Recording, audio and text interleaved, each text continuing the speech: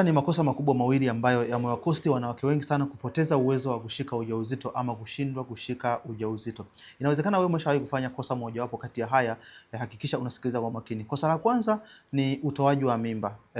Unapotoa ujauzito kuna uwezekano wa kuathiri homoni kwa maana ya hormonal disruption, lakini vile vile infection au maambukizi pamoja na makovu kwenye kizazi ambayo yanaweza kusababishwa na process ya utoaji wa mimba. Huenda umetumia dawa au umetumia vifaa vya kuvuta kutoa ujauzito, inaweza ikaleta athari na kupoteza ule uwezo wa mwanamke kuja kubeba ujauzito kawaida, kwa sababu inaweza kupelekea kuathiri mji wa mimba ama uterus na kupelekea mji kuwa na umbo tofauti, hali ambayo inakuwa ni ngumu mwanamke kuja kushika ujauzito. Lakini kosa la pili, matumizi ya uzazi wa mpango.